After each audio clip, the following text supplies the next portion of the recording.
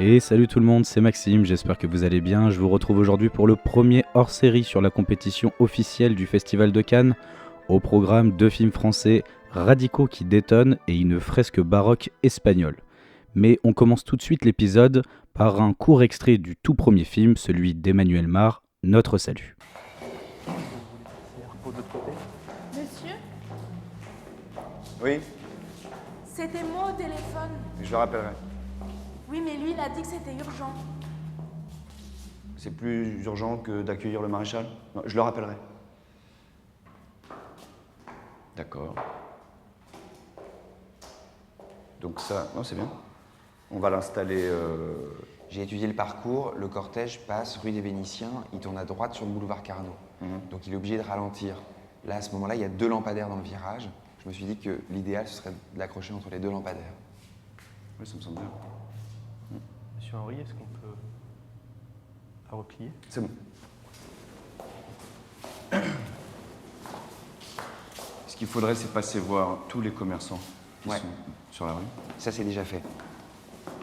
C'est déjà fait. Rue des Vénitiens et boulevard Carnot. Il y a juste le coiffeur du 18 qu'on soupçonne d'être communiste. Il y a aussi le couple de la droguerie Carré, vous savez. Il se la joue toujours, je fais pas de politique, etc. Donc on a mis 2 équipes devant. S'il y a un problème, on les intimide. Alors, c'est très bien que vous preniez des initiatives, mais c'est mieux que je sois au courant. Je veux dire, vous m'en parlez d'abord. Je vais vous faire une courte présentation de Emmanuel Mard. Donc, c'est son 2e long métrage seulement. Il avait co-réalisé le film Rien à foutre avec Julie Lecoustre. Je ne sais pas si vous avez pu voir ce film. Il était sorti, si je ne dis pas de bêtises, il y a 3 ans. Et il y avait Adèle Exarchopoulos dans le rôle principal. C'était vraiment un film magnifique qui revenait dans une veine assez documentaire et assez naturaliste sur la vie d'une hôtesse de l'air qui travaille dans une boîte plutôt low cost et qui était un film indépendant absolument magnifique, qui était passé par Cannes, mais si je me souviens bien, c'était soit la quinzaine, soit sinon ça devait être Un certain regard. En tout cas, voilà, première apparition en compétition officielle pour Emmanuel Mard. Cette fois-ci, il décide de nous faire un film basé sur la vie de son grand-père, Henri Mard, qui était fonctionnaire collaborationniste sous Vichy. Henri Mard dans le film est interprété par Swan Arlo. Au niveau de l'histoire, donc on est en septembre 1940, le régime de Pétain se met en place. Henri Mard, donc 49 ans, débarque à Vichy sans un sou en poche, sans contact, loin de sa femme et de ses enfants. Et il voit dans la nouvelle administration l'opportunité de trouver enfin la place qu'il mérite. Dans sa valise, il traîne un traité politique édité à compte d'auteur qui s'appelle Notre Salut, qui donne son nom au film, où il défend ses convictions patriotiques et ses méthodes d'ingénieur, son credo, gagner en efficacité pour relever la France de la débâcle, mais peut-être qu'Henri cherche avant tout à fuir sa propre débâcle. C'est vraiment un projet très radical esthétiquement qui a marqué la compétition cette année. Ce qui impressionne le plus, c'est la connivence qu'on peut voir avec notamment la zone d'intérêt de Glazer au niveau de sa radicalité esthétique. Disons que le film redéfinit un peu notre manière de regarder l'horreur. Bon, cette fois-ci, c'est pas dans les camps de concentration ou autour des camps de concentration comme la zone d'intérêt, mais c'est la vie finalement et l'horreur de la collaboration. Donc il arrive à mieux saisir, à mieux comprendre en fait les enjeux, je trouve. Il y a une certaine modernité et une audace dans sa mise en scène qui est vraiment subjugante et qui est assez déroutante, je dois dire, sur la première partie du film, mais qui est vraiment, vraiment fascinante. Il développe vraiment en fait un nouveau regard sur comment on peut représenter la collaboration au cinéma. Et le film, quelque part, est aussi un écho au film de Xavier Giannoli, Les rayons et les ombres, qu'on avait pu découvrir il y a 2 mois maintenant, et qui avait fait date un petit peu quand même. Sauf que cette fois, Emmanuel Mard, contrairement à Giannoli, il s'intéresse au quotidien en fait, d'un petit fonctionnaire. Et Notre Salut n'a pas de souffle épique et n'a pas du tout envie de devenir une fresque spectaculaire comme les rayons et les ombres de Giannoli. Bien au contraire, le film va se focaliser sur la banalité journalière dans une vision quasiment naturaliste, il va reprendre en fait finalement ce qu'il avait déjà développé dans son premier long métrage.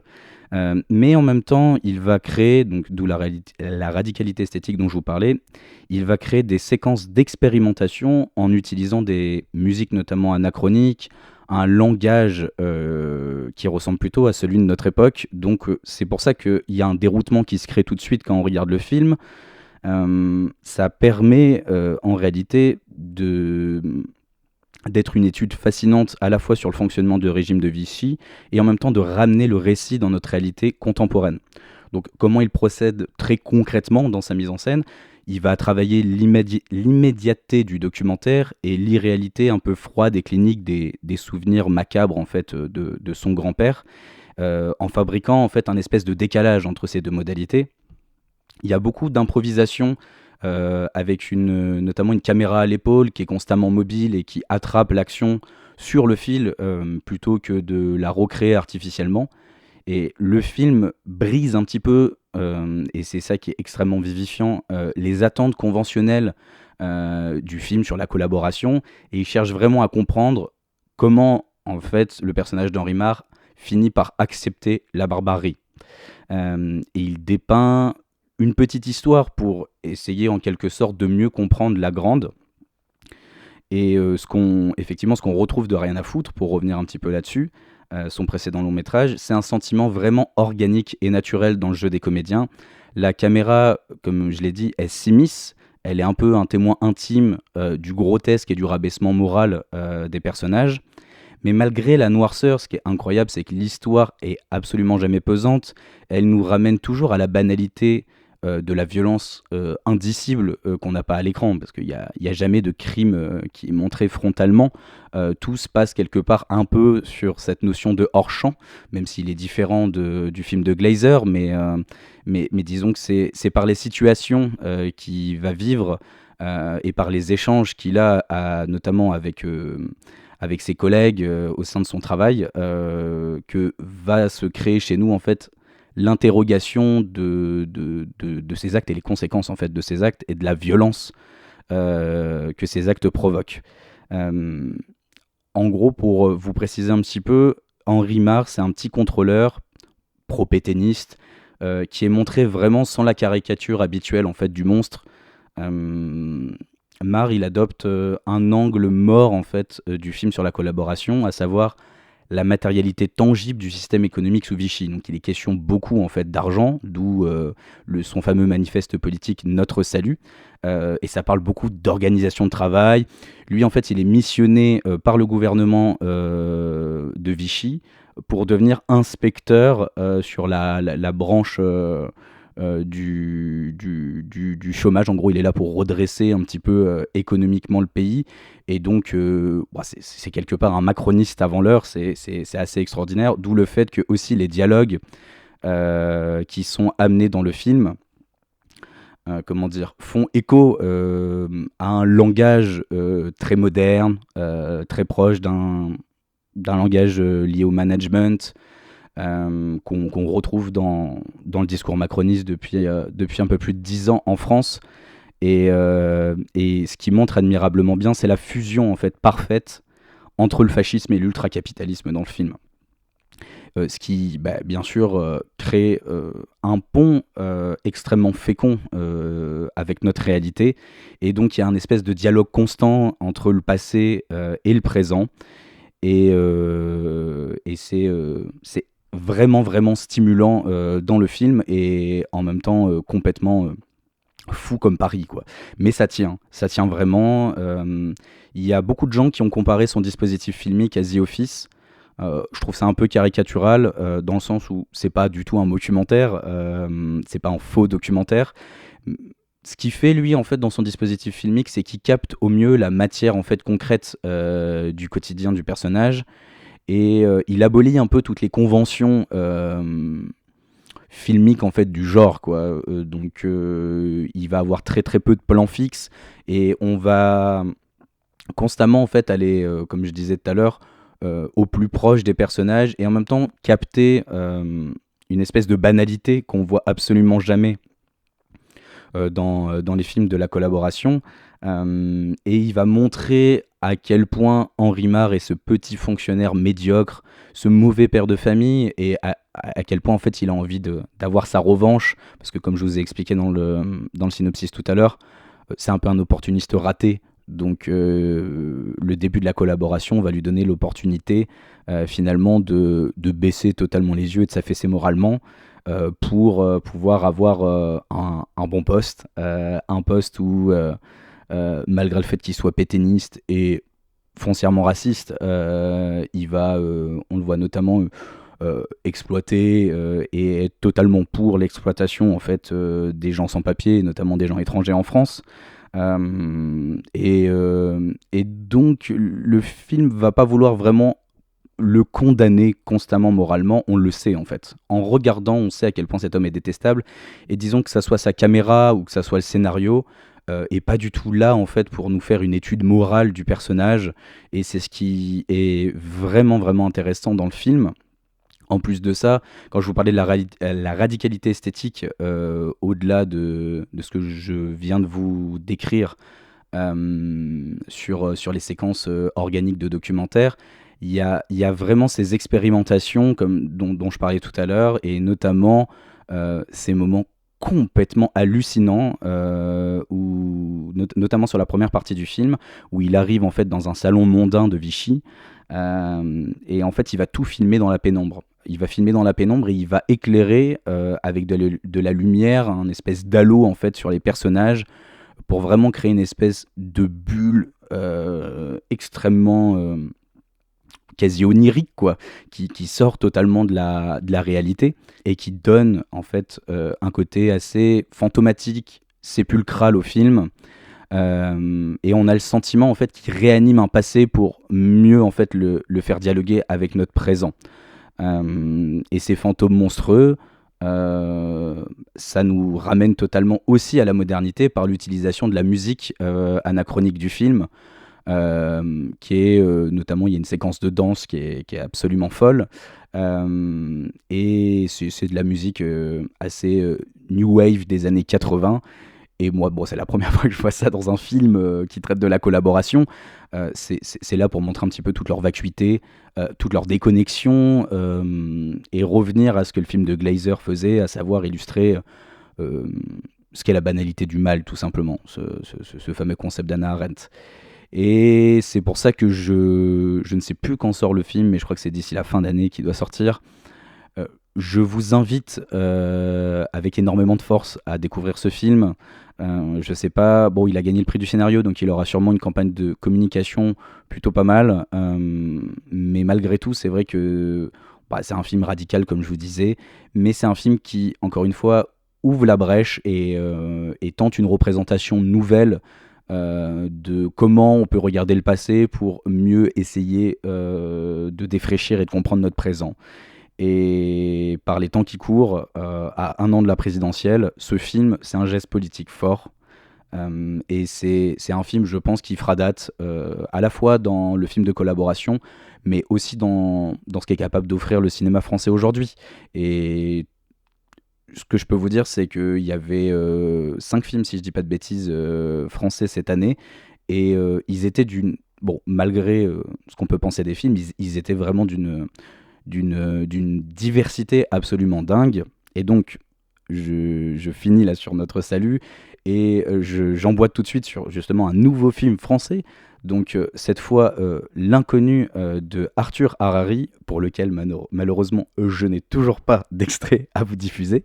Il y aura un 3e film juste derrière, donc le film espagnol, et là cette fois j'en aurai enfin un à vous diffuser. Mais en tout cas, pour ce qui est L'inconnu du coup de Arthur Harari, si vous connaissez pas Harari, c'est lui qui avait réalisé le film Onoda en 2021, qui était passé par Un certain regard. Et cette fois, avec L'inconnu, il revient sur La Croisette, en compétition officielle aussi, comme Emmanuel Mar pour la toute première fois. Et L'Inconnu, c'est l'adaptation de la BD de son frère qui s'appelle Lucas Harari, dont Arthur Harari était co-scénariste. La BD s'appelle Le cas David Zimmerman. Les 2 rôles principaux pour le film d'Harari sont occupés par Léa Seydoux et Nils Schneider. Et c'était vraiment un des films les plus attendus de la Croisette parce que les plus énigmatiques. C'est ce que on appelle dans le langage un peu américain de classification un body swap, donc un changement de corps, donc un film de genre. Et un film de genre, on peut dire que Arthur Harari, vraiment sa force, c'est de changer radicalement de sujet à chacun de ses films. Et si vous voulez, concernant ma propre sensibilité, déjà que j'avais immensément aimé Onoda, et là le pari me paraissait absolument fou, étant donné que j'adore profondément le film de genre. Et le concept en fait de changement de corps dans le film, fait par Arthur Harari, ça m'excitait profondément. J'avais vraiment depuis son annonce, donc depuis quelques mois, très envie de le découvrir. Et en plus de ça, bon voilà, Thierry Frémaux nous avait annoncé qu'il allait diviser dès la conférence de presse quand il avait annoncé la sélection. Et donc ça me donnait encore plus envie, quoi. Parce que encore une fois, il allait être extrêmement radical, et j'aime profondément les gestes radicaux au cinéma. Et effectivement, le film est radical, très radical. Donc pour vous faire un petit synopsis, on suit David Zimmerman, il a bientôt 40 ans, il est photographe mais personne ne le sait vraiment. Et alors qu'il n'a pas, il galère à vivre chez lui, il est extrêmement taciturne. Des amis en fait le traînent dans une fête assez insensée, bondée, vraiment. D'ailleurs, il refuse un petit peu au début d'y aller, il y va très, très clairement à contre-cœur. Et pendant la soirée, il se drogue un peu et il repère une femme dans la foule. Il peut plus la détacher du regard, il la suit et quelques heures plus tard, donc le lendemain matin, David se réveille chez lui, sauf que il est dans le corps de l'inconnu. Et cet inconnu est joué par, du coup, Léa Seydoux. Donc oui, comme je disais, geste de cinéma extrêmement fort, comme Notre Salut finalement. On pense de prime abord à Lost Highway de Lynch ou plus encore à Your Name, qui sont aussi des films qui traitent justement de ce concept de changement de corps. D'une manière totalement différente, parce que là, Harari, en fait, il décide d'évacuer la dimension un peu fantasmagorique pour coller à un réel pur. C'est ça qui est assez fou dans le film, et honnêtement, c'est un film fantastique réaliste, pour le dire assez directement. Et ce qui fonctionne vraiment au début, c'est que le premier acte, il tient totalement ses promesses. Comme le film d'Emmanuel Mar, on sait pas où on est, quoi. Comment dire, c'est assez insondable et vertigineux, cette ouverture de film. Il y a une mise en scène vraiment lente, fixe, qui accompagne magnifiquement en fait cette espèce d'énigme qui peine à se dévoiler devant nous. Il y a une sensation en fait d'étrangeté très réaliste, mais qui est vraiment fascinante. Bon, il est question de mutation de l'urbanisme qui va inclure pleinement en fait dans son dispositif filmique. Quand je vous dis mutation de l'urbanisme, c'est qu'en fait David Zimmerman, comme je vous ai dit, il est photographe et en fait il continue un peu le travail de son père, qui était lui-même aussi photographe. Son père, en gros, avait photographié des lieux en fait de la barrière parisienne, enfin en gros du périurbain autour de Paris, toutes les petites villes. Donc on passe par Chaville, on passe, si je dis pas de bêtises, par Créteil, et il photographie 30 ou 40 ans après, le changement en fait dans l'urbain. Comment les lieux changent, comment les lieux mutent. Et donc, vous vous doutez bien, c'est totalement lié à ce qui va se passer avec le concept de changement de corps, à savoir qu'est-ce qui change, qu'est-ce qui va muter, qu'est-ce qui va différer, et comment finalement des lieux et des corps peuvent créer une espèce de similarité. Ça, effectivement, c'est absolument fascinant théoriquement, mais j'y reviendrai. Plus tard, pour moi, ça fonctionne surtout dans la première partie. Et ce qui est absolument fou, pour vous parler vraiment d'une séquence un peu précise de l'histoire, c'est un mini spoil, mais honnêtement, c'est quasiment dans le synopsis. On a cette fameuse séquence du réveil où Nick Schneider est dans le corps de Léa Seydoux. Et là, le récit bascule totalement. Le concept prend enfin corps. Et donc, on a le personnage du coup de David dans le corps de cette femme. Et c'est vraiment un grand moment d'effroi. Il arrive vraiment à capter cette espèce de bouleversement de l'altérité et le déplacement vraiment, vraiment dur en fait du changement de corps. Et on a l'impression, si vous l'avez déjà lu, d'assister à l'ouverture de La Métamorphose de Kafka, mais avec un ancrage extrêmement réaliste, au plus proche du personnage, pour reprendre le terme que j'utilise pas mal en ce moment, très organique, qui est là pour montrer en fait le déroutement du corps. Qu'est-ce que ça fait au corps, comment ça bouleverse en fait un individu. Et on est vraiment dans les abîmes, voilà, du décalage, de la mutation et des possibilités infinies. Enfin, vraiment, on assiste à la scène et on se dit, ok, le film peut aller n'importe où. C'est ça qui est extraordinaire avec ce genre de film, c'est qu'on ne sait jamais, en fait, sur ce premier acte, où est-ce que ça va. Et donc, où est-ce qu'il va, Arthur Harari? Malheureusement, il va perdre son film, je trouve. Voilà, c'est ma grande déception. J'attendais beaucoup le film. Et il se perd totalement parce que en réalité, il passe à côté de son concept dont je vous parle depuis tout à l'heure. Étant donné que moi, j'ai cru un moment que le film allait parler de troubles identitaires, il en parle pas vraiment.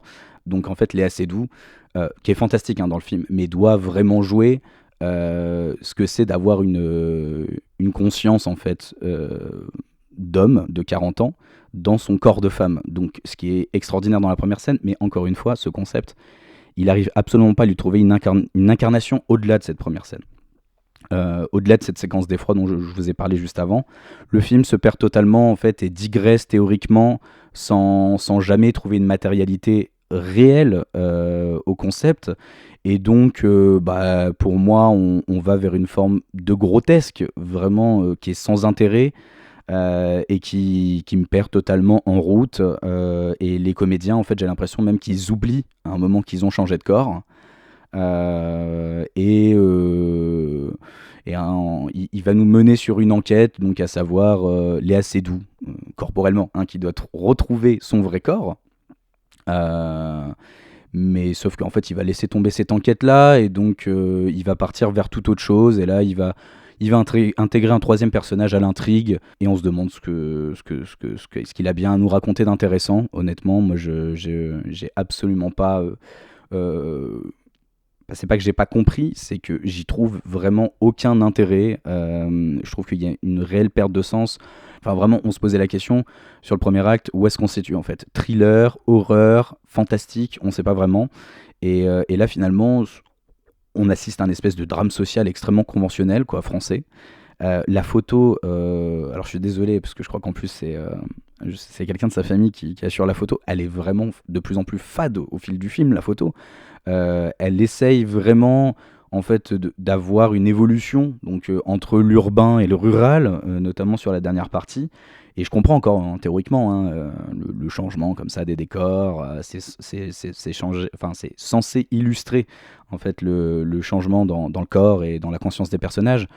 Sauf que le problème en fait c'est que ça c'est ce qu'on devine théoriquement, mais encore une fois, ce qui ne trouve jamais de point de chute d'incarnation dans le film, et c'est ce qui m'ennuie terriblement. Et je m'en arrêterai là, peut-être juste pour conclure. Le film a fini de m'achever quand sur sa scène de fin, sans vous la révéler, il cite en fait Bob Dylan de manière extrêmement poussive. Moi je suis un grand fan de Dylan, et bon, j'ai l'impression qu'il essaye à travers cette musique, de m'exprimer sa note d'intention. Enfin, c'est clairement comme ça que je ressens le film. Où en fait il va citer la musique, je sais pas si vous la connaissez, It's Alright Now Baby Blue, qui est vraiment un classique de Dylan, et donc quelque part on comprend vite le lien. Le personnage s'appelle Zimmerman, Bob Dylan en réalité derrière son nom de scène il s'appelle aussi Zimmerman, et comme ces personnages dans le film, et comme Dylan a traversé sa carrière comme ça, il y a de multiples identités, voilà. Et donc comment dire, c'est d'une lourdeur absolue, et ça n'exprime rien du tout, et moi ça noie totalement émotionnellement le film, et ça le transforme. Bon, je réutiliserai pas le terme de posture bourgeoise comme pour le film de Mandico, parce qu'on n'est quand même pas là-dedans, mais quand même, le film devient pour moi d'un profond ennui, et loupe totalement l'immense, vraiment, comment dire, l'immense potentiel qu'il a initié au début du film, et c'est vraiment dommage. Franchement, c'est vraiment dommage parce que ça aurait pu, je pense, être un grand film contemporain français. Euh, Ça aurait pu devenir un espèce d'Holly Motors moderne, quoi. Enfin, moderne. Holly Motors n'est pas très vieux. Mais ça aurait pu devenir le Holly Motors de la décennie. En tout cas, moi, c'est comme ça que je percevais le film au démarrage. Et malheureusement, bah, c'est une sortie de route pour moi. Voilà. Désolé, Arthur, je t'apprécie toujours encore beaucoup. J'espère que ton prochain film m'aura un peu plus. Malgré tout, bah, bien sûr que je vous invite à aller découvrir le film en salle quand il sortira. Si je dis pas de bêtises, c'est aussi durant le dernier trimestre de l'année qui va sortir. Et rien que pour le geste, en fait, il faut aller voir le film en salle. Pour vous donner un avis qui est pas le mien, on va dire un ressenti un peu plus général. Il y a beaucoup de gens qui ont été convaincus aussi du film. En fait, il a polarisé, tout simplement. Et après, c'est bien, en réalité, que des films comme ça existent.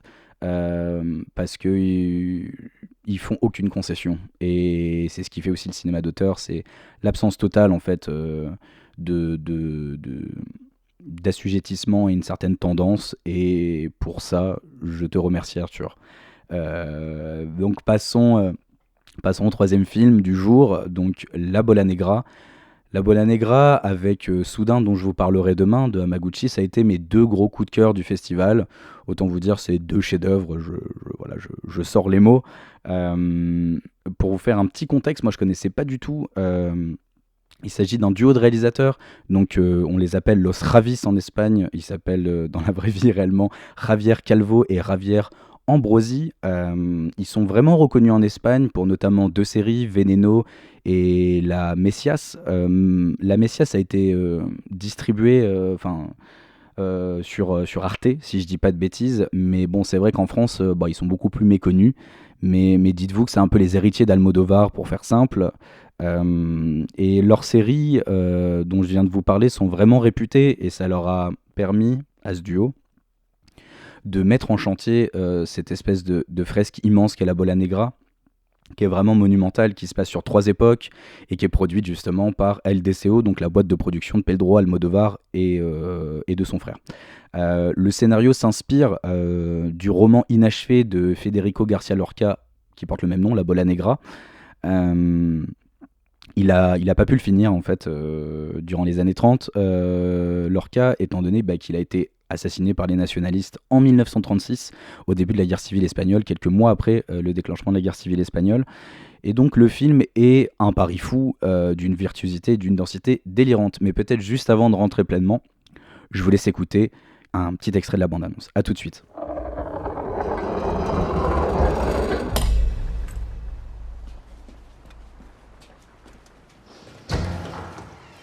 Soldadito español, soldadito valiente, el orgullo del sol, de besarte en la frente, la victoria fue tuya, porque así lo esperaba, cuando muerta de pena la Virgen rezaba, novia morena.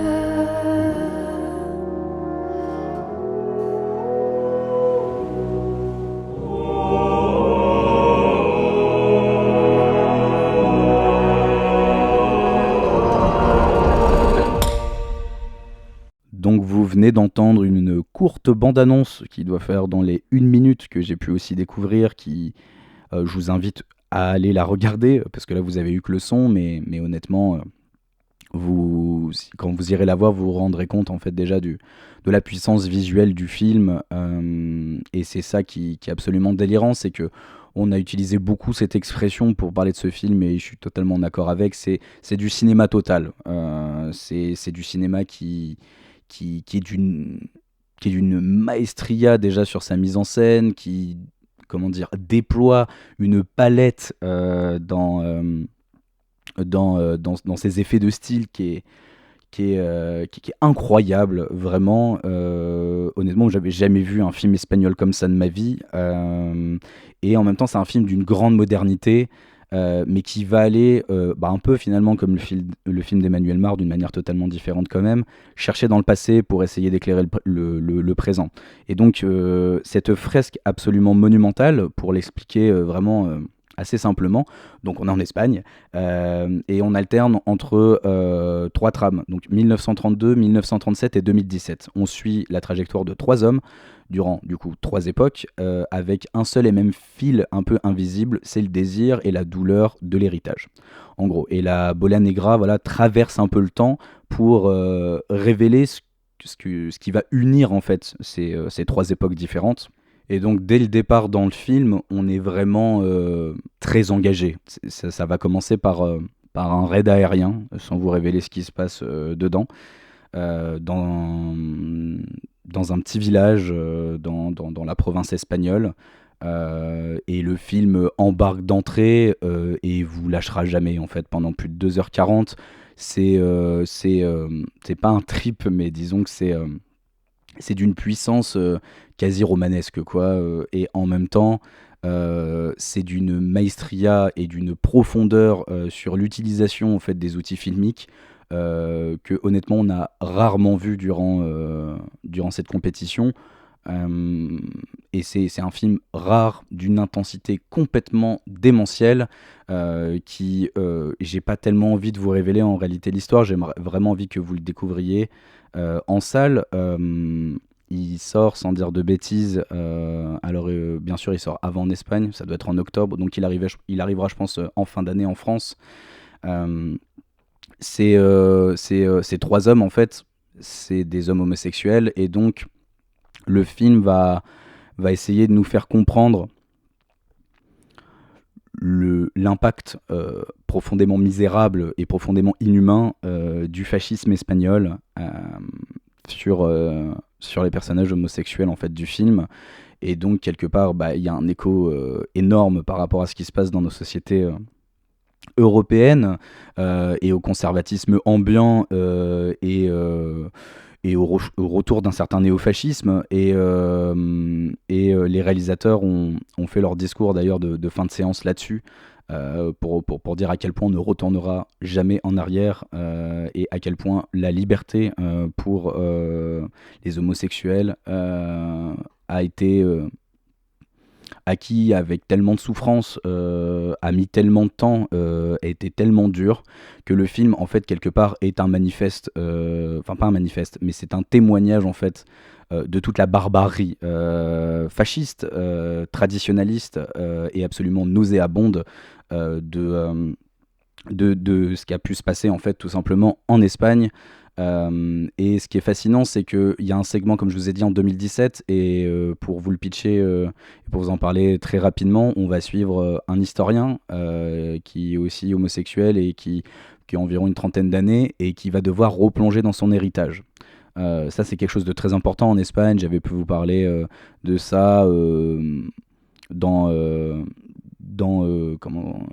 film de Carlos Saura, Cria Cuervos. En tout cas, la mémoire, l'héritage chez les Espagnols, c'est quelque chose qui traverse beaucoup leur cinéma, et donc ça va être le cas. Mais la prouesse du film, en réalité, sans vous, encore une fois, vous révéler vraiment, c'est il va être question en fait aussi de l'œuvre de Lorca, et donc comme je vous ai dit, la Bola Negra, c'est ce roman inachevé, et donc le film va faire ce pari absolument incroyable de raconter cette histoire de ce roman inachevé en essayant de lier ça avec le reste de l'intrigue. Et ça paraît complètement bordélique et très dangereux de faire quelque chose comme ça, mais il y a une espèce de fulgurance vraiment dans l'écriture, et d'une perfection vraiment dans l'écriture, qui permet d'avoir à la fois une fluidité totale sur les enjeux constamment dans le film, et en même temps d'avoir des moments de bravoure en termes de mise en scène qui sont sidérants. Mais vraiment, quand je vous dis sidérant, il y a plusieurs séquences, et je veux pas du tout en aborder énormément pour pas vous gâcher le plaisir, mais on en a pas mal parlé durant le festival entre nous, mais il y a notamment une séquence de flamenco dans un bar à Grenade, qui est absolument admirable. Elle est tournée en plan séquence, et ce qui est bien, c'est que encore une fois, qui dit virtuosité technique, ils ont gagné le prix de la mise en scène, hein, je ne l'ai pas précisé, Los Ravis. Ce qui est dangereux avec la virtuosité technique, c'est qu'elle peut tuer totalement l'émotion. Mais c'est jamais le cas en fait dans le film. C'est à la fois des grands formalistes et en même temps des gens qui vont créer un récit profondément humain, bouleversant, et qui vont toujours en fait essayer de réfléchir au rythme. Le montage de ce film est délirant parce que les respirations qu'on arrive à avoir alors qu'on est comment dire, entraîné dans un espèce de torrent continu en fait, à la fois de violence, mais en même temps, même des fois ça part dans l'abstraction poétique. Enfin vraiment, vous allez voir, c'est absolument saisissant. Ça a été un émerveillement pour moi de découvrir ce film. J'ai découvert à la fin de mes 3 jours, et je pense que c'est un film à la fois important politiquement et en même temps qui ouvre la voie d'un grand spectacle, enfin d'un cinéma grand spectacle et d'un cinéma de divertissement, d'auteurs qu'on a peu en réalité en France. J'ai pas vu le budget du film, mais je sais pas comment ils ont réussi à financer ça. Honnêtement, en plus, je crois qu'il n'y a même pas de souvent, il y a des films français qui ont un cofinancement, enfin des films espagnols qui ont un cofinancement avec la France ou avec d'autres pays. Là, le film est complètement produit en fait en Espagne. Et moi, si on me dit que le film a 30 millions, j'y crois totalement, quoi. 30-40 millions. Mais honnêtement, je pense qu'il a vraiment moins. Et tous les acteurs sont absolument fabuleux. Les décors du film sont déments. Il y a quand même quelques effets spéciaux numériques dans le film qui sont quasi invisibles, quoi. On a l'impression de regarder un grand technicien américain. Et donc c'est pour ça que je pense que ce film fera date, parce qu'il nous fait comprendre que on peut retraverser notre histoire, nous Européens, en étant d'une lucidité, d'une poésie, tout en étant traversé par un souffle épique, proche en réalité de ce qu'on peut retrouver dans le roman européen, et ce souffle romanesque est absolument délirant dans le film, et c'est pour ça que j'aurais bien donné, bon, j'hésitais entre Soudain et lui, mais s'il avait gagné la Palme d'Or, j'en aurais été très très convaincu et heureux. Donc voilà, c'est ce que je pouvais vous dire aujourd'hui. J'espère que l'émission vous a plu. Je vous retrouve très très vite, très prochainement, pour vous parler cette fois d'un peu plus de films, étant donné que Maxence sur l'épisode 2 a pu rattraper des films en fait à Paris qui étaient sortis en simultané avec le Festival de Cannes. Et donc moi je vous reparlerai de 3 nouveaux films, et lui, Maxence, vous parlera également de 3 films de son côté. En tout cas, j'espère que ces épisodes cannois vous plaisent. Malheureusement, bon voilà, on n'a pas la super qualité sonore qu'on peut avoir sur des épisodes de rétrospective ou sur des séances spéciales. Je m'en excuse, mais en tout cas ça fait plus on va dire un peu reportage sur le vif, mais ça, j'espère, hein, ça rajoute à la fois de la nouveauté mais de la fraîcheur, en ayant des épisodes aussi plus courts. J'essaye, je suis tout seul, c'est pas forcément évident, d'habitude on est 2, de garder un certain dynamisme, malgré le fait que le Festival de Cannes vous roule un peu dessus. Et puis désolé, je suis tombé un peu malade à la fin du festival, donc j'espère que la voix ça va, le dynamisme ça va, et que vous aussi vous allez bien, et en tout cas je vous dis à très vite pour le 2e épisode. Allez, bye.